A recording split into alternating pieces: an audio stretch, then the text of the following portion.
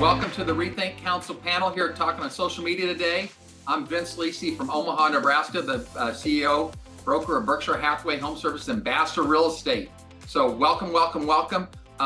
You're going to see each one of the panelists in the comments. We're going to be putting their handles. Some of them I see have already put it up next to the name. So if you want to know their social media handles for Facebook or Instagram or whatever it is, we'll have that down there for you to look at. So it's going to be a great day, a lot of information. Vic, kick this thing off and let's roll.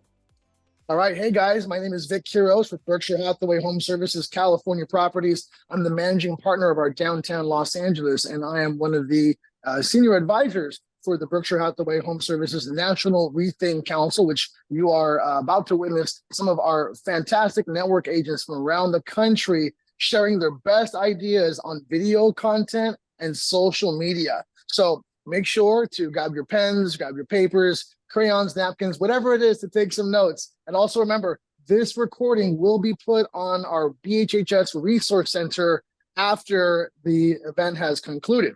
That said, we want to go ahead and introduce some of our panelists. And I think we want to start with the two Sarahs. Is that okay with you guys?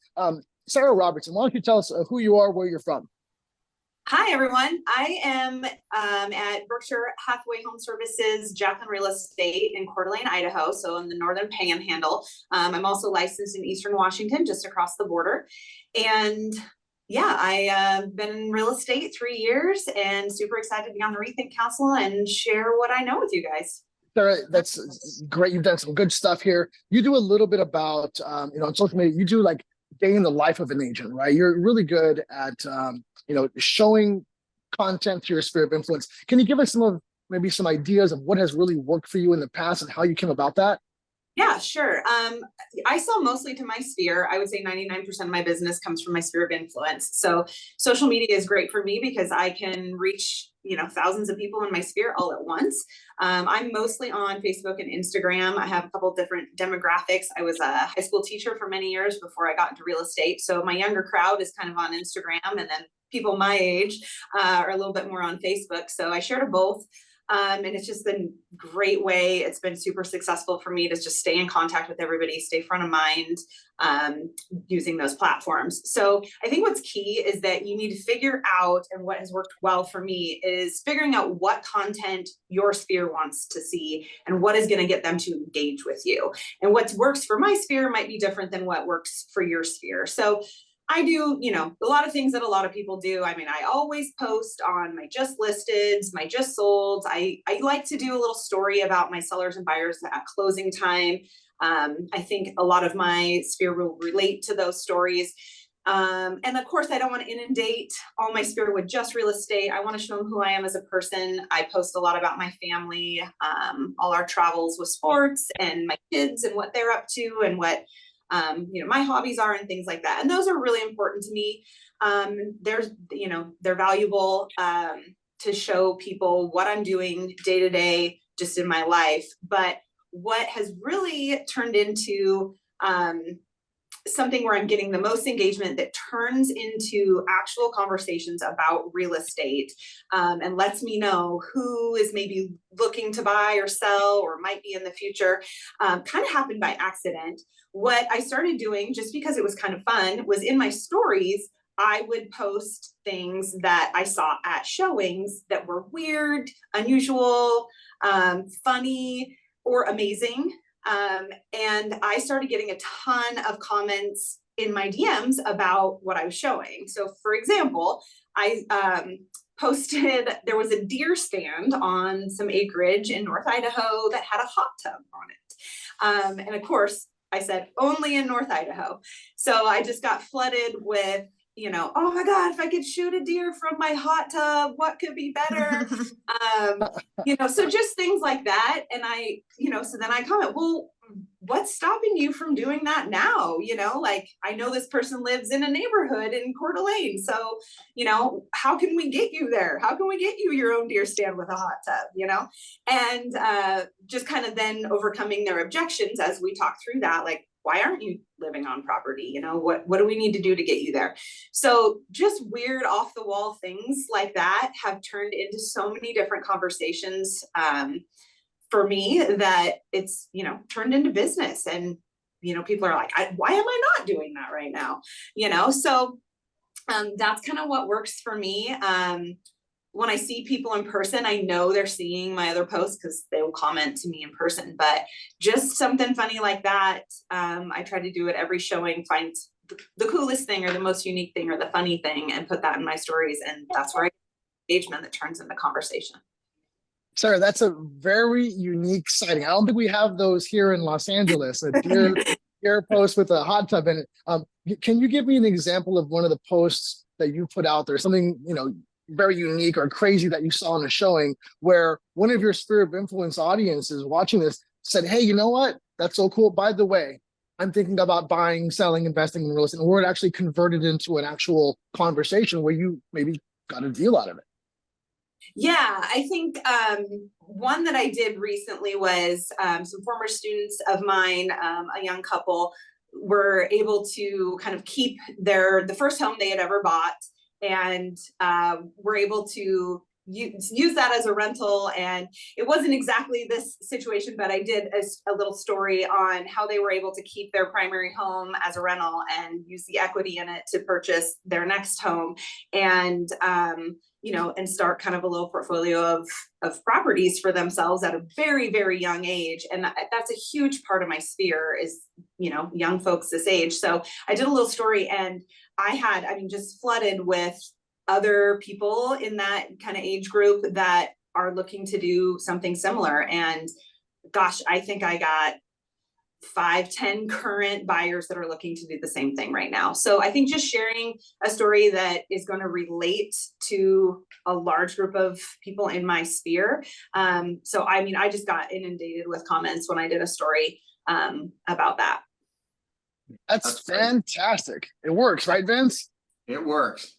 It works. It I works. love that you're being consistent on as you're out in showings, you're looking for those unique things that gives you excuses of something to post about on a regular basis. So that keeps you relevant in front of everybody. Yeah, I love that, Sarah. I really love that. Good stuff, good ideas. And hopefully the audience is taking notes on how to keep their eye open on showings for unique things they can turn into a story and get some engagement going on in their social media. Thanks for sharing. Thanks for sharing that. Let's change gears a little bit. We're going to go to Miss Sarah Rothstein. Sarah, welcome. Hi there. Hey, thank you. Hi there. Tell them who you are, where you're from, and what you do.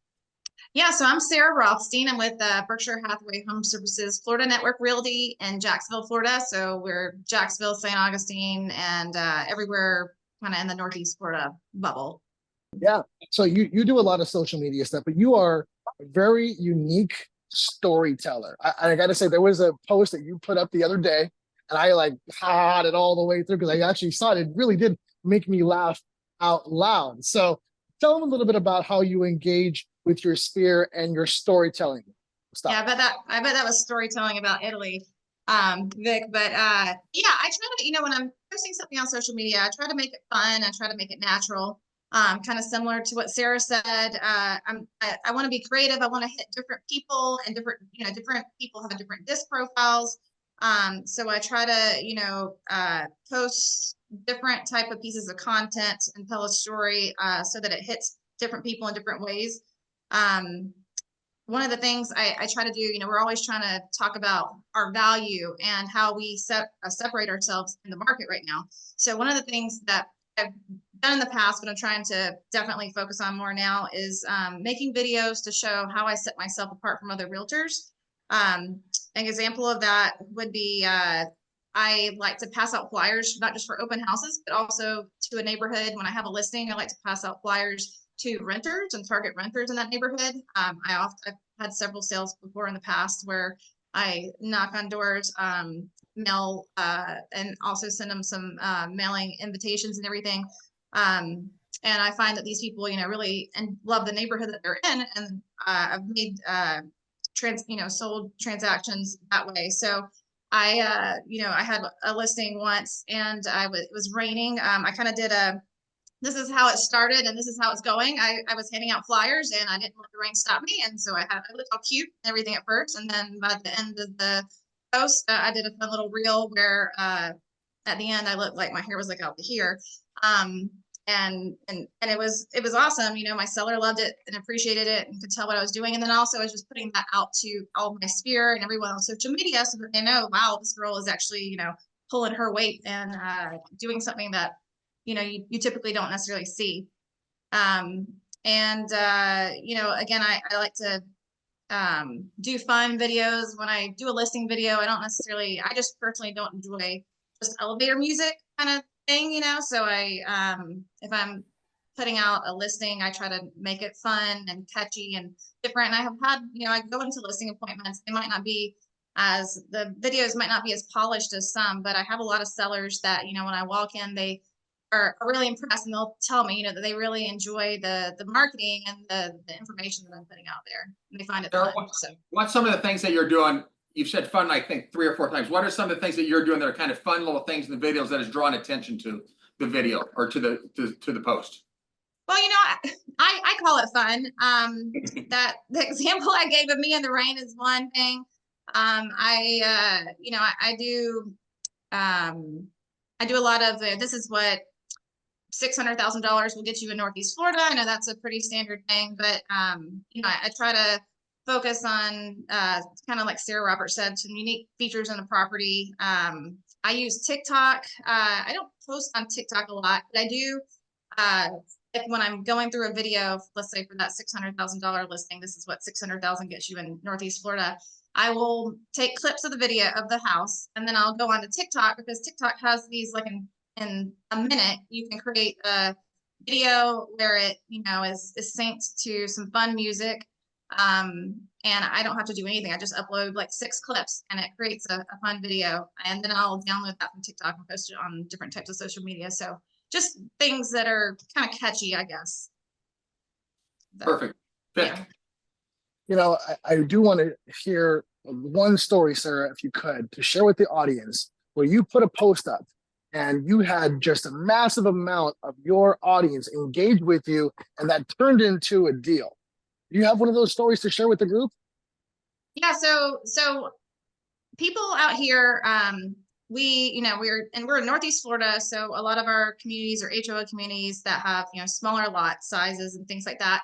So whenever I see a unique opportunity of like a house, everybody wants a house that's not in an HOA and that's on land, it seems like, and that's kind of hard to find. So I was out at a house, you know, in about an hour outside of Jacksonville, and the listing, this was one of those that this is what $750,000, whatever gets you. It's a beautiful house, beautiful property, and I you know, I did a few clips, put it on TikTok, made a video, posted it on social media, and I probably had like 5 different people. I had a lot of engagement, first of all, saying how beautiful the property was and everything. And then I had, off of that post, I had about 5 different people DM me on Facebook, and this is primarily on Facebook that usually people tend to reach out to me. But, you know, they were asking where this property was located. I had even a friend that lives in West Virginia that, you know, was saying, oh, we're thinking about coming back down. You know, we'd love, you know, something like this. And just, you know, 5 different people now on my warm list, cultivating from just a simple, quick and easy video. That's great. So the social media does work and it's turning into real commissions for you. Yeah, absolutely. I love it. Thank you so much for sharing that, Sarah. Definitely follow our panelists today. If you take a look at the chat, everybody who's speaking today, Sarah Roberts and Sarah Rothschild and everybody else, all of their handles are going to be there. Give them a follow, see what they're doing, and see if you can recreate that, as we say in the coaching world, R&D that, right? Rip it off and duplicate it. Let's go ahead and switch gears here. My buddy Maxwell over in the Poconos. Maxwell, how are you? Hi guys, how are you? Can you hear me okay?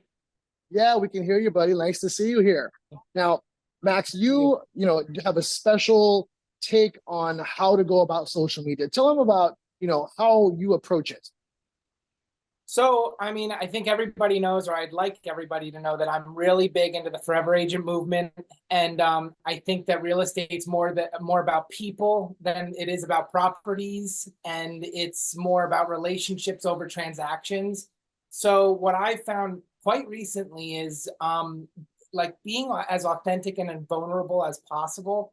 That way my ideal client can get to know me before meeting me. When I started in video, I was like scared when the camera got out and I didn't know what to say. It would take forever to get the take right, and it was expensive and frustrating. I hated it.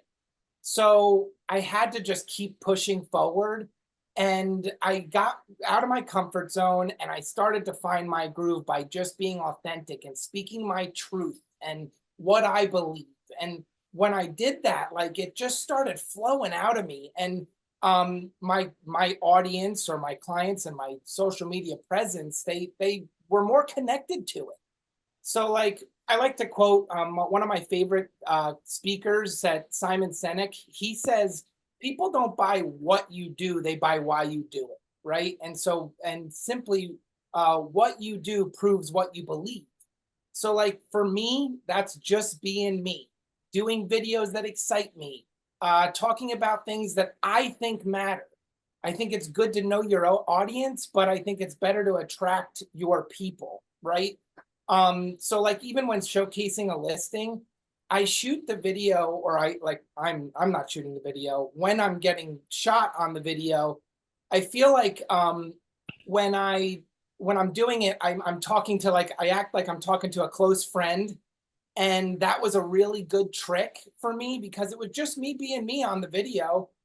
They cut some of the stuff out, I would say, to the close friend, but that really helped me a ton. And then like my social media strategy was like spray and pray in the beginning, like just post it everywhere, hope for, you know, something. And that's kind of been fine-tuned, and I think that's going to be more, that's just always going to evolve, like how I'm posting and what I'm doing. But I think my key takeaway would be like, don't wait. Like I just do it. I wish I did more video when I started, but I let my fear get in the way. But once I overcame that, like just recently, actually after Explosion, I did 3 videos, and it has blown up and accelerated in a very short amount of time. And I think that was just from me being me. Well, you know, everybody tends to, especially new agents, they tend to feel like, oh man, everybody's going to judge me because of the way I look or the way I sound. I think it's a great reminder, Max, that everybody likes the way you look. Everybody likes the way you sound. You know, it's just sometimes we have to get out of our own way and out of our heads, right? You know, you recently did a great property marketing launch video, and you had a great event going on.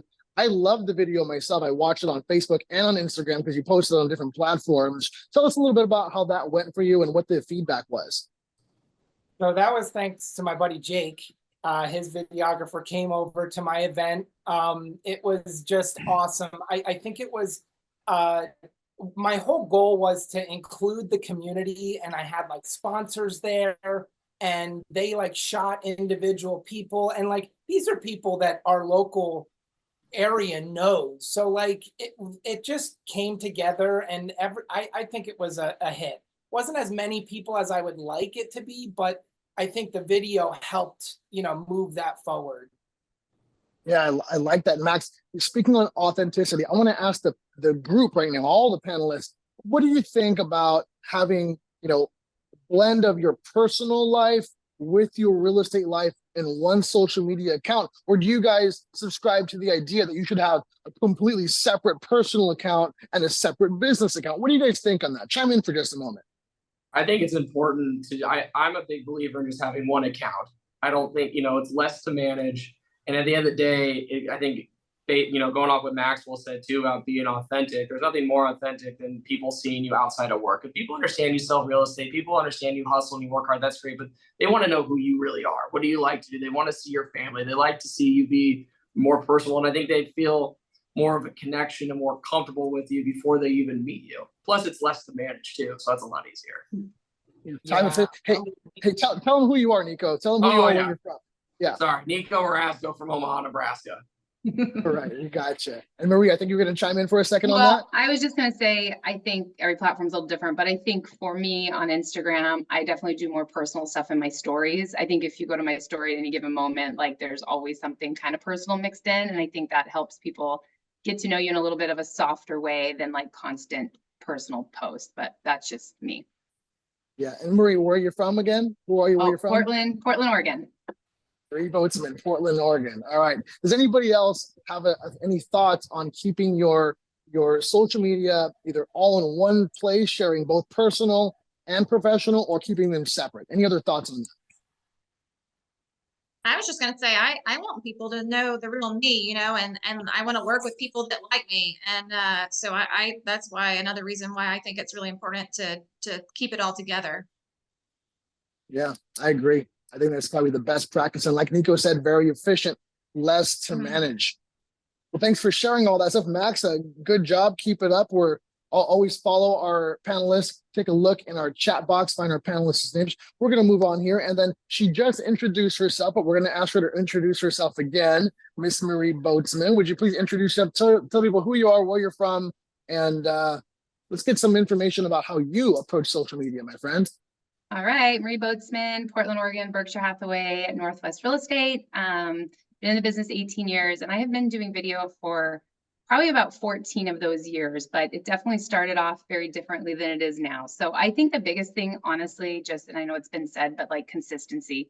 Consistency is key.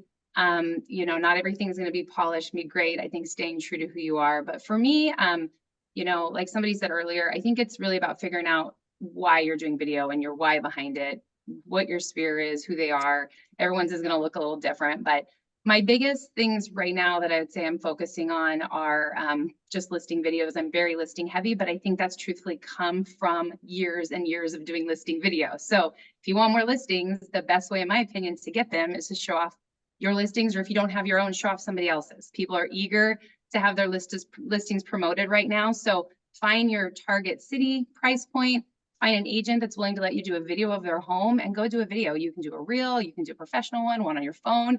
Just use that as a starting place. And when you're in a listing appointment, I guarantee you those people are going to look you up prior. They're going to see those listing videos you've done, whether it's yours or someone else's, and it will help you get more listings. So I have been trying for years to kind of get my average price point up. And so I will do listing video on any listing of mine, whether it's $200,000, $3 million, they're going to get video. But I will say the more, they just kind of snowball up. So the more and more you do, higher end, whatever, it's going to help you snowball. So listings for me are huge. I will batch content when I'm shooting a listing video. For me, it's how can I get more out of the time that I have? And so if I'm shooting a listing, I'm going to literally get enough content right now to do anywhere from probably 4 to 10 videos. And I know that sounds like a lot, but a lot of it's B-roll that if the house doesn't sell in 30 days, I can be like, okay, let's put together a B-roll video to this song and let's get it out. So when I'm sitting in a listing appointment, I am telling my clients that, hey, look, if your house doesn't sell right away, I'm not going to roll over and play dead. It's not just going to sit in the RMLS and be stagnant. I'm going to have months of video that I can market. And that's huge, you guys, especially in this kind of interesting, you know, world we're navigating right now with listings. So, you know, I'm shooting, like I said, enough to do multiple videos there, and also use those homes to create even just other content that's maybe not specifically about that house, but if it's design trends or even just a reel you've been wanting to shoot, but you just need a backdrop or something. I mean, you can really batch videos with shooting listings. So listings have been really huge for me. And then also, sorry to interrupt you, then I'm gonna let you go. Yeah. You said one thing that I definitely don't want to miss is you said, even if you don't have listings or you don't have a lot of listings, go shoot other people's videos. Right? I think sometimes we get stuck in our own little mind. It has to be our own listing. The truth is, we've seen in REthink and across the country, people are going out and asking volume builders or luxury builders, can I video your house and put it on social media? And more often than not, they're letting you do that. So don't be caught in your own little head that it has to be your listing. If you're short on listings, you don't have listings, go out and ask other people to shoot their listings. And I'll tell you, new construction is a great source. Most of those people are going to let you do that because they want all the exposure they can get. So don't forget that. Yeah, and I think I do a lot of mixed in new construction videos because I want to be that local source. If someone's wanting to buy new, I want them to think of me. So even if I have a ton of listings, I'm honestly still out shooting at new construction neighborhoods. They love it. Builders love it. It's easy. Your community loves it. I highly, highly recommend that. One thing I did too, side note for people that maybe have a lot of listings that are just sitting, and right now I know a lot of us do, host an office event at your listing and help people create content. So I did one recently. We went to 3 of my listings. A lot of my office came, which I was so thankful for, but like my office manager and I just helped them shoot content. So they each created a reel, they tagged me in it, they posted it, helped them, it helped me. My sellers loved it. So that's huge for a lot of you that have listings that are sitting. The other thing I do a lot of that has really probably been, for me, it's the best because I love doing it, but is small business spotlights. I grew up with parents that were business owners, just have a massive heart for my community and local businesses. So that's the fun part for me. So like using my platform to showcase others has been just so fulfilling. They love it. The community loves it. It really helps you with your personal branding too. So if you're mixing in listing stuff, I think it's very easy to tie in business spotlights and create your bigger picture brand. And really just becoming that like community mayor. But essentially I'll go in, this has evolved over time. I used to do really long ones. Now I'm literally just trying to keep them to a minute. I'm keeping the business owners really out of them to some degree. They can be in the background, but I'm not having them talk where I used to like interview them. So they're short, they're highlighting my favorite things about the place, putting B-roll over them, collabing with that business owner. So it's helping me, gain traction with their people. They're gaining traction with my people. It's a win-win. I've never had a local business owner be like, don't collab with me. Side note, always make sure they want to collab with you though, because if they don't, it'll hurt your algorithm. So I always just ask up front on that, but no one's ever said no. And then, I always do a little gift card drawing for that business. So share, like, comment, I'll enter you to win a gift card. So those have been huge. They do not take a ton of time and they are so fun. So highly recommend the business spotlights. Maria, I want to go back to your business spotlight, right?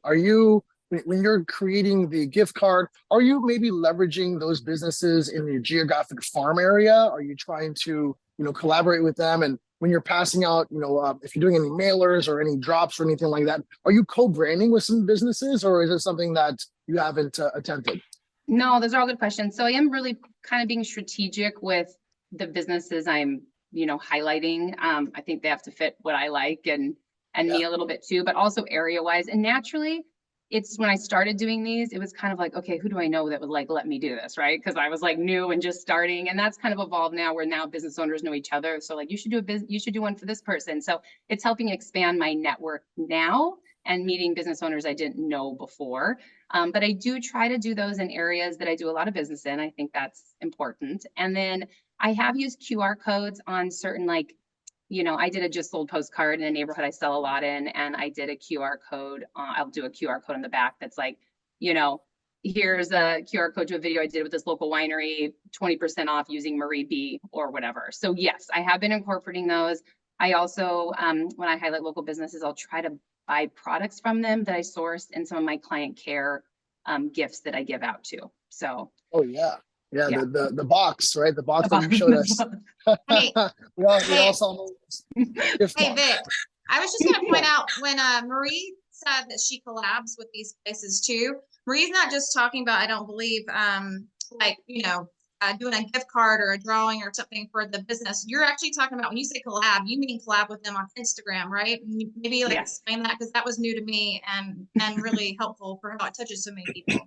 Yeah. So on Instagram, you have the ability of tagging people, which it'll show them that you've tagged them. They can share it easier. If you tag them in a story, they can just hit share. But collabing with somebody actually is something where they have to accept it. And then if they accept the collaboration, it shows up on your feed and their feed. So that's huge, because that's going to hit their people that are following them, your people that are following you.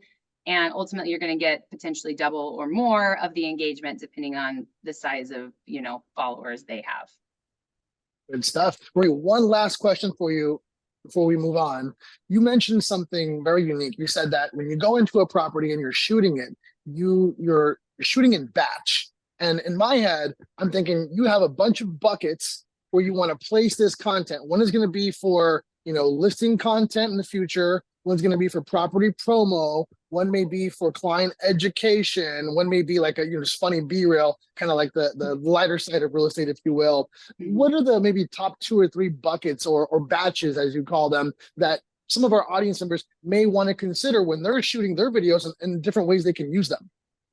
Yeah, I mean, I definitely think for me, I kind of have 5 buckets. I won't go through all of them, but I think the ones you can use the most at a listing are obviously listing, highlighting the listing, educational. So, right, like here's 3 tips that you should know about buying new construction, or whatever your educational piece is going to be. It's so easy. You can do that in there.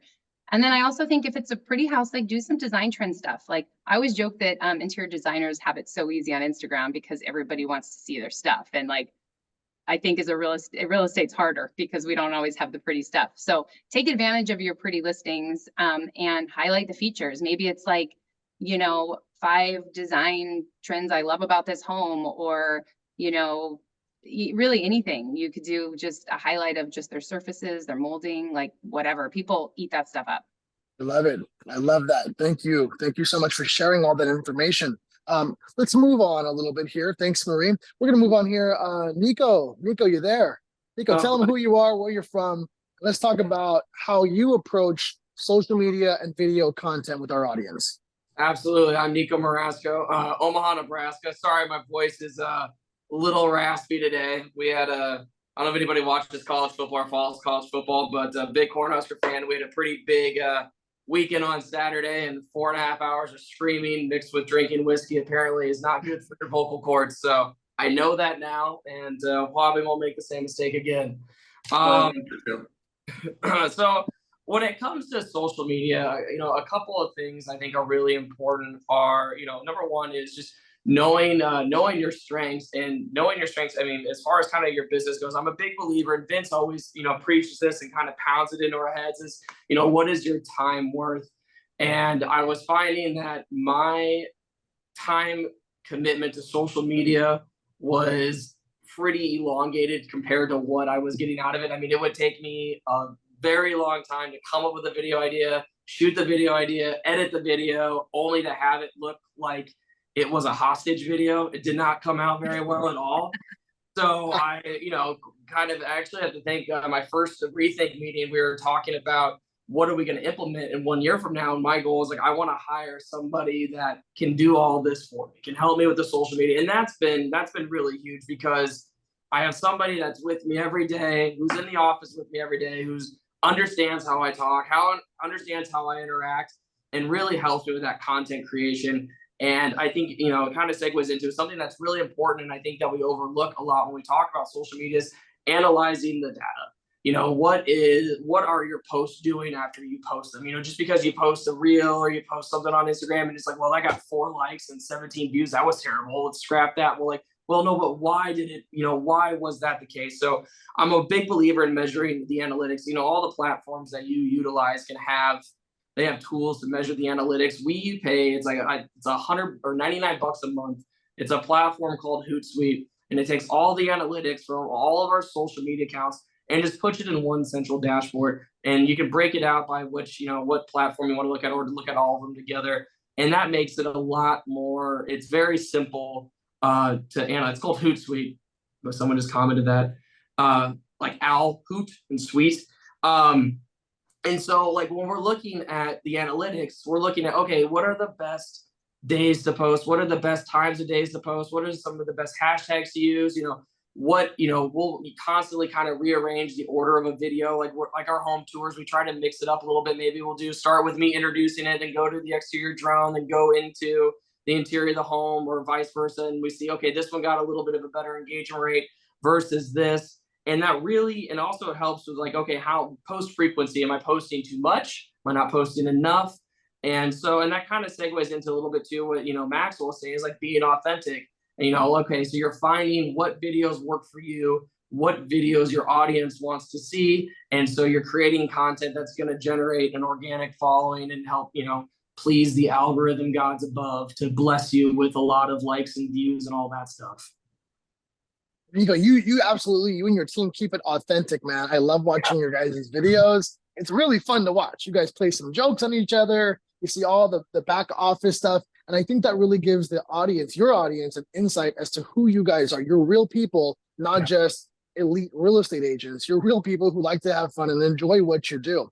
Can you share a story with our audience on maybe one of your most engaging posts? You know, something that really, you put it out there and you got just a ton of engagement that turned into commissions for you. Yeah, I mean, we've had some posts, you know, I would say on average, our Instagram posts, without doing any sort of, you know, advertising, on average, our videos get 15-ish, 100 views, 12 to 1,500. We've gotten some TikToks up in the hundreds of thousands when we do advertising. But what we're starting to see, and this has happened a handful of times over the past few months, is we worked really hard over the last year, like trying to create a authentic and just grow an organic following and not pay for followers. And what we're starting to see over the last few months is we're getting phone calls from people who, you know, because when people are moving, they usually ask 5 people, hey, you have a good realtor? And they will, you know, they get 17 names. And the first thing they do is, what I'm finding out, is they're going to social media and they're looking at their social media content. So we've actually won a handful of listings before we even step foot through the door, because they're seeing what we're posting on social media. Like, I like your energy. I like, you know, I like the style of video you guys do. You look like you're a lot of fun to work with. And so that's been the biggest reward. And it took a long time to get, like, I mean, we have been religiously doing videos for about a year, and we're just starting to see, you know, the fruits of that labor, but it's happening more and more frequently. So it's been pretty fun. It's been really, like, you know, we got a listing the other day, and the first question they asked me is like, not, you know, what's the price, anything. They asked me, so what are you guys going to do for the video? How are you going to start off? What song do you think you're going to use for the video? And so that's pretty exciting to see. Hey, They want to Nico, get in the creative process. Yeah. Hey, Nico, you've talked about being authentic and being the real you, and you've talked about bloopers and doing some things, kind of poking a little fun at yourself. Can you chat about that a little bit? Yeah, I think it's important, you know, the videos, they don't need to be polished and perfect. We're not polished and perfect people. Videos that have the bloopers kind of, you know, if you mess up takes or you swear a little bit or, you know, stumble or like fall over, that's happened before too. Leave them in the video. If you got the time, leave it in there. People love that. They think it's hilarious. And then we, like, for all the, like, the bigger videos we shoot, I don't like using the word script because we never follow, but we will use, you know, AI to generate a script, but that ends up being more of a guideline. And 9 times out of 10, when we go to shoot a video, we'll look at the guideline and then we'll just on the fly let it ride. And then it's just, we find it's a lot easier to talk to the camera when you're just having a conversation versus when you're trying to remember your lines and where you're supposed to hit your mark. It's really tough. Love that. Thanks for sharing, Nico. Really good stuff there. And definitely give Nico a follow if you're watching this right now. It is hilarious, some of the things you guys post up there. We're going to switch gears a little bit, and we're going to go to my buddy up there in the tri-state area, Jake. Jake, how are you? Tell them who you are, where you're from, and let's hear about your short form versus long form video take on social media. Absolutely. Yeah. Hi, everyone. I'm Jake Garay. I'm from Berkshire Hathaway HomeServices, Hudson Valley Properties in New York, basically working out of everywhere north of New York City. And I have a team of 10 agents. I've been doing this for about 9 years. And, you know, for me, when I look at creating content, social media marketing, all of this, it's always been kind of try everything and see what works. And over time, you just evaluate what works, what feels comfortable. As Maxwell talked about, what's true to you. And so for me, I always look at, there's 2 types of platforms, right? I think in social media, whether you're looking at Instagram, whether you're looking at TikTok, whether you're looking at YouTube, Facebook, you have discovery platforms and you have consumption platforms, right?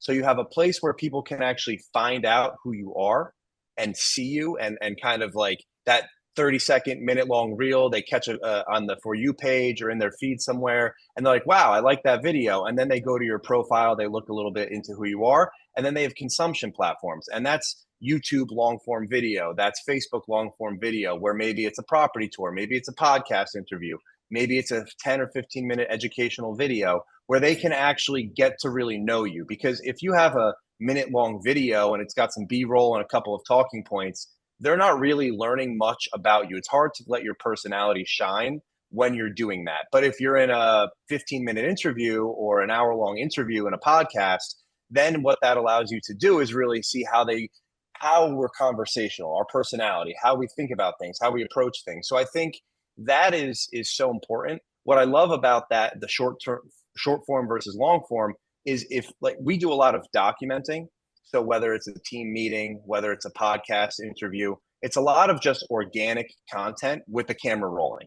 We're not sitting there staged talking, trying to present something. It's conversational. Some of my most popular videos have been videos that were literally just my team's meeting that we do every Tuesday. We roll the camera, then we clip it into a 1 or 2 minute video talking about a specific question that came up.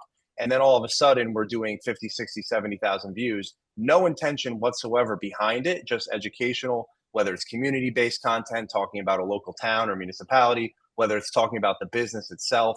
And then what ends up happening is those people find that video and they go to your profile, whether it's on YouTube, whether it's on Instagram, whether it's on Facebook, and then you find them consuming more and more. They follow you. And now all of a sudden they're kind of along for the journey. They're learning about you and they feel like they know you, so that when they do reach out to you, it's like they know you, you don't know them, but they feel like they know you, which is really cool. So I think it's important to just try things out and see what you like.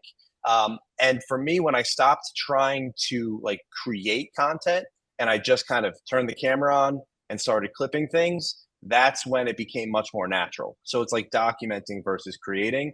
And then you take that hour-long video and you get 5, 6, 7 short form videos, whether the reels or TikToks or shorts out of that, and you can put that across all the platforms and see which one kind of does the best.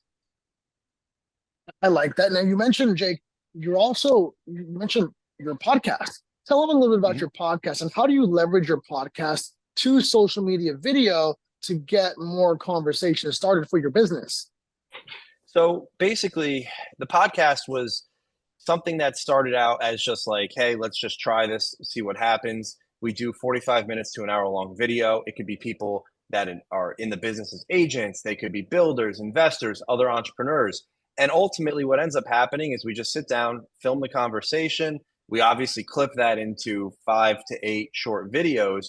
But I think the thing that's the best part about the podcast is not even the actual social media part.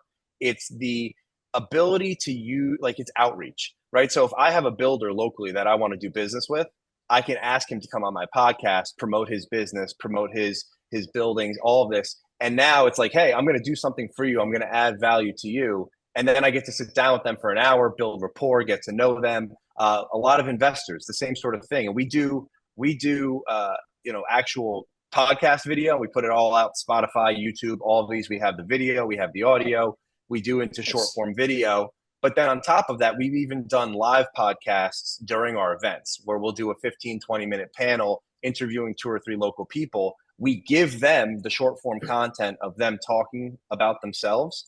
And that's also what happens from it is if we get a minute or a minute and a half long reel or TikTok from that podcast interview, they're going to go and post it on their socials. They're going to tag me or collaborate with me on the post. And then I'm going to get to be introduced to all of their followers as well. So it's almost like reverse marketing where it's like, hey, I'm going to provide value, but you're really getting something out of it just by making that introduction or doing that outreach, which is really, really nice.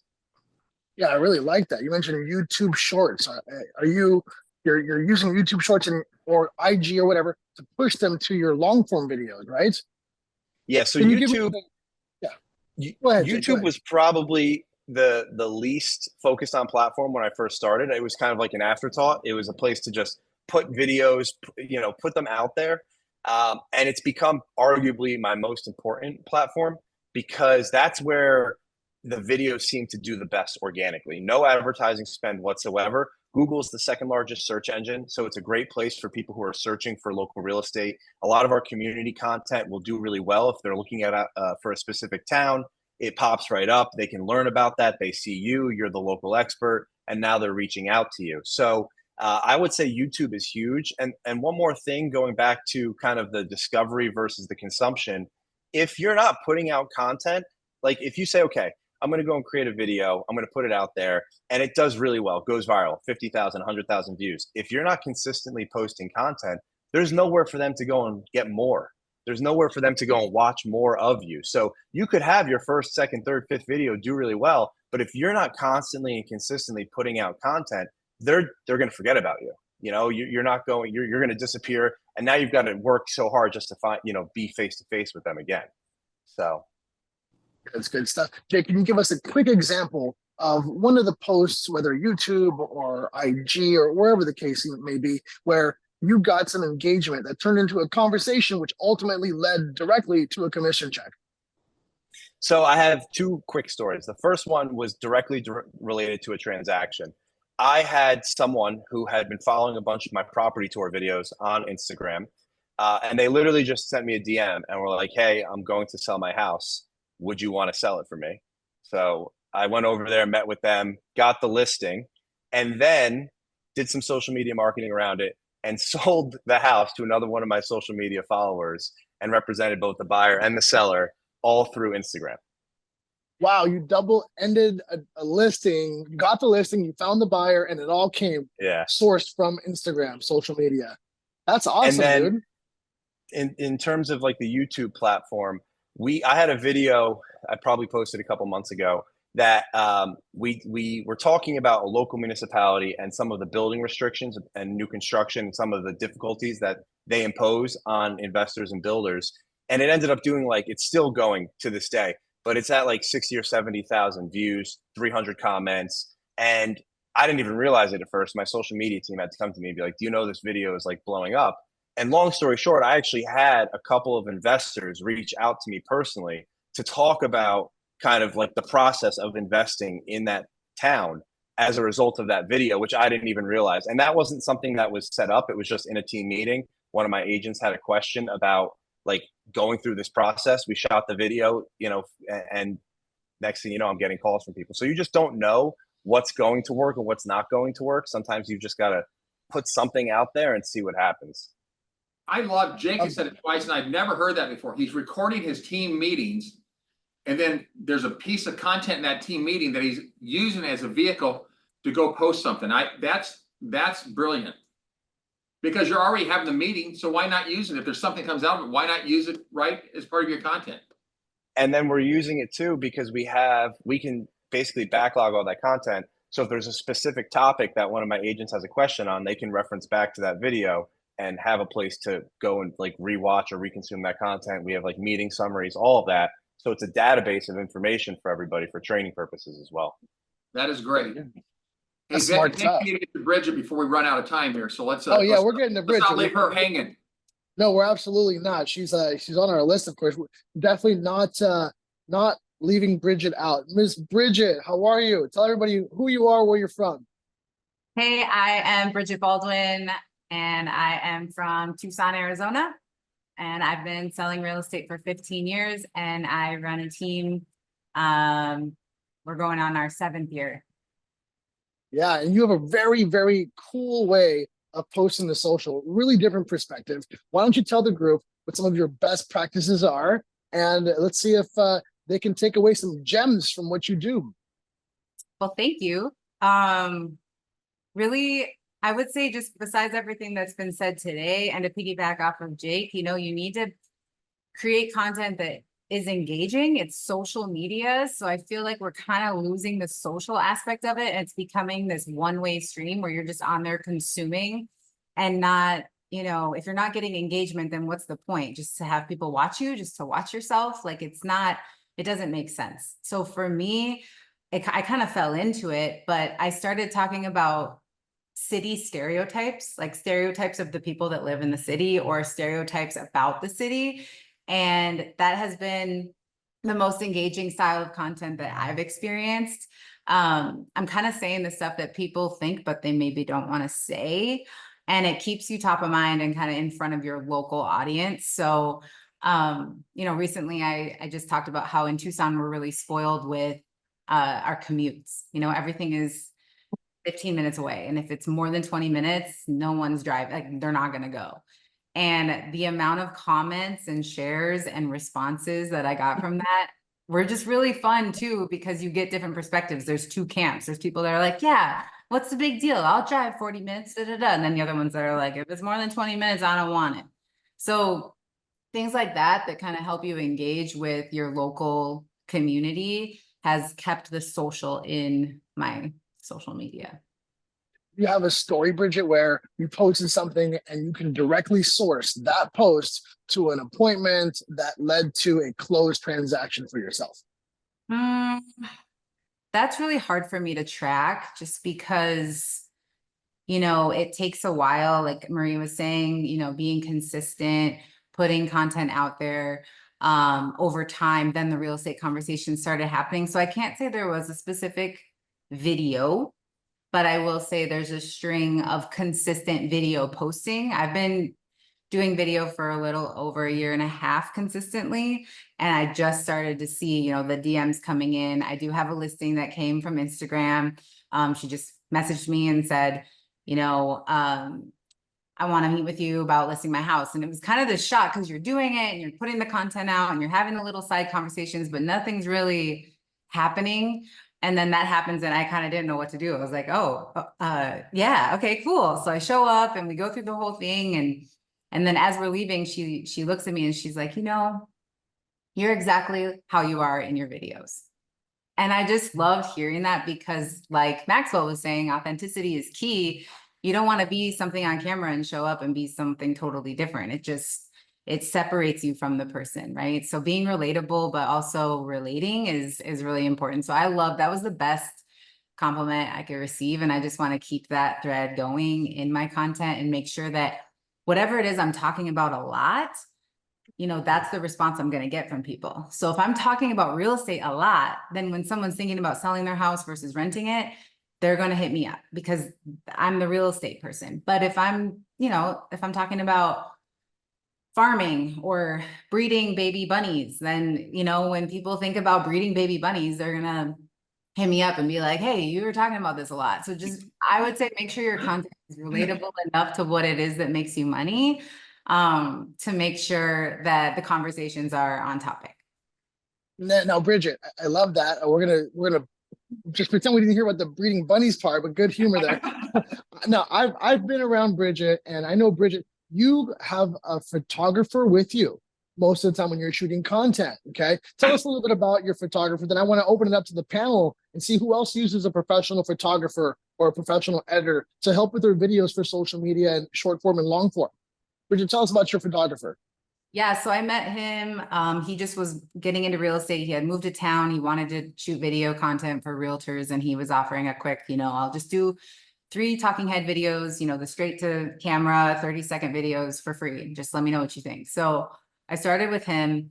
We've developed a really good relationship, a really good, you know, working relationship where we meet, we brainstorm, and then we'll set a date to shoot, and we'll just, you know, get through. I was talking to Marie yesterday. I was on like a 12-hour shoot. It takes a long time, but then you're done for the month and you have everything you need to then post consistently.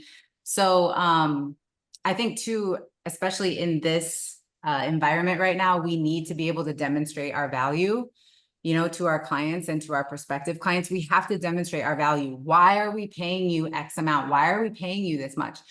Video is a great way, honestly, to demonstrate tangible value. I mean, there's a cost to it, there's a price to it, and you're demonstrating it just in the tangible element of the video itself. So they're able to see what they're going to get. Like if I lived in Oregon, I would call Marie. I would know exactly what my video was going to look like. And I'd be like, it's going to be sick, right? So I think having the relationship with your videographer is important. I know it's hard to find. I got really lucky with mine.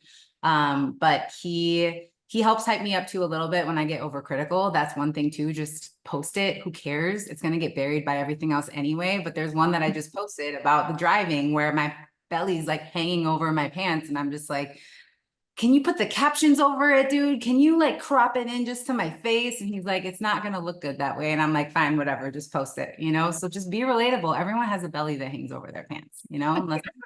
So I love that. I love it. All right. Let's see. Let's go back to breeding rabbits and bellies hanging over our pants. 2 top takeaways for the day. you asked me to be desperate, okay? Deer stand, hot tub. I mean, it's all over the place, right? I know some of our other panelists use professional videographers and editors. So out of those of you who use professional editing or photographers, just let us know if you do. Marie, I think you do as well, right? Jake, who else uses professional team to help them with their video content creation? And how about this? Who doesn't use a professional team and you do it all on your own? If you do it on your own, do you have any apps or any, systems online that you use to help edit your videos at all?